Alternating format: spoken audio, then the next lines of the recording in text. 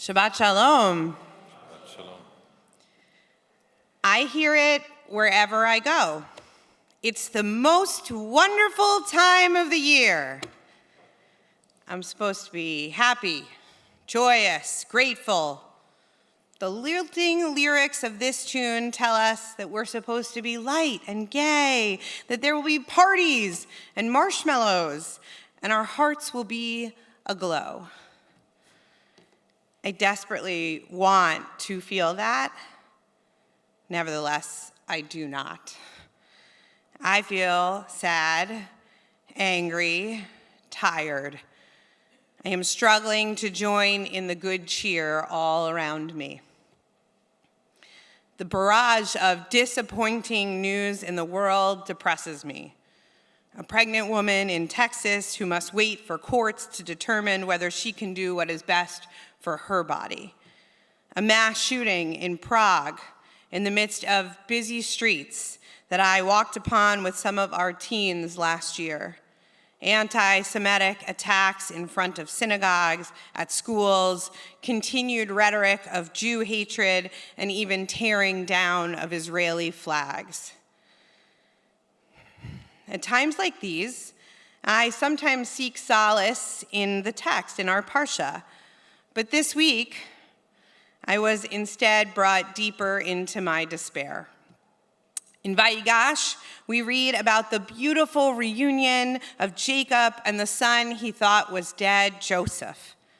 The words of their embrace, though, takes me back to every picture and video of a released hostage hugging a loved one, and the thought of the 129 people still held captive in Gaza and their families who spend every minute wondering, hoping, crying, praying for their chance to be reunited.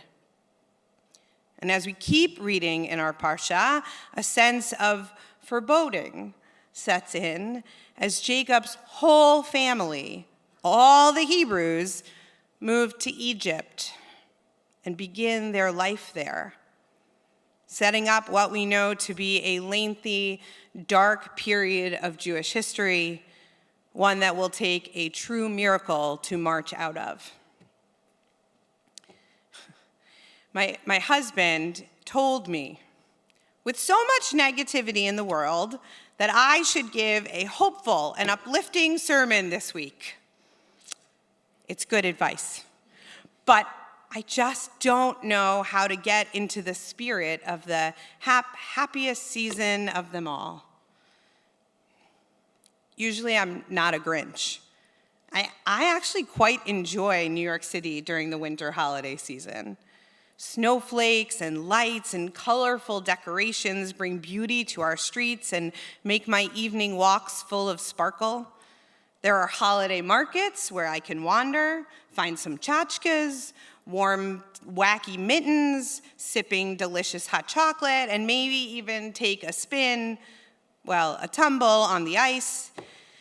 Glittery outfits, oversized red bows, lavish, high-caloric treats all become normative instead of extravagant. Even without the crisp coats of snow, the city does feel a little like a winter wonderland. And best of all, everywhere you go, you get to listen to plenty of Jewish music. Okay, maybe it's not Jewish music, but it was written by a whole lot of Jews. Did you know that many of the most popular Christmas songs, including White Christmas, Rudolph the Red-Nosed Reindeer, and even Santa Claus is Coming to Town, were written by Jews? Seems a bit strange to have so many Christmas songs coming from Jewish composers, especially when the holiday is fraught for our people in so many ways. Did you ever wonder why all these Jews would compose such beautiful, joyous, celebratory, and upbeat songs for Christmas? The cynical answer, of course, is money, right? If you can make money, then why not? The realistic answer is that artists have always contributed to Christian rule and rituals. Think about all of the art you see in the Renaissance and the medieval periods. Historically, if you lived under a Christian empire, you were often limited to Christian art. So in this respect, it's not so strange that a few random Jewish composers and lyricists would create Christmas music. But they didn't just write a random song here or there. Much of the music that defines the Christmas season in this country, that many who celebrate the holiday will tell you are their favorite tunes, were written by people who didn't have a single ornament or stocking in their home. I would like to believe that these musicians wanted to stop staring at the joy from the outside and wanted to contribute to it. What if the songwriters who gave Rudolph his nose, who let it snow, who rocked around the Christmas tree, and who roasted chestnuts were trying to be part of the conversation, included in the glow of twinkling lights, and to help others make the world a brighter place, even for a little while? Music certainly brings joy. Even if it is not about a holiday that you celebrate, we can all tap our feet and smile, and as we listen to beautiful music, it will bring light to each of us, and certainly to our city. And it is dark this time of year. Once the chanukiyot have become nothing more than a pile of colorful wax, it is hard to find light. But rather than wait for the next full moon, for the news to get less depressing, for the world to give us light, we have to go out and make it. We do not need to wait for the candles to be lit. We can be the matches ourselves. I wonder if Mel Torme and Irving Berlin knew that if you want to escape constant sadness and crippling anxiety that comes from our social media feeds and news reports each day, we have to help others. We have to be a part of the world. No, we're not going to celebrate Christmas, but we can appreciate the wonder and help add to the cheer. There is joy to be had all around us. And when it's hard to find, we must make it by giving it to others. As a kid, I remember that we spent some Christmas days at a soup kitchen, handing out warm meals to those in need.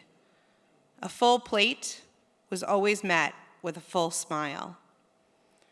I often think back on those times and realize that while I thought what I wanted was a day to sleep in and rest, what I actually needed was a break from thinking about myself and my own problems.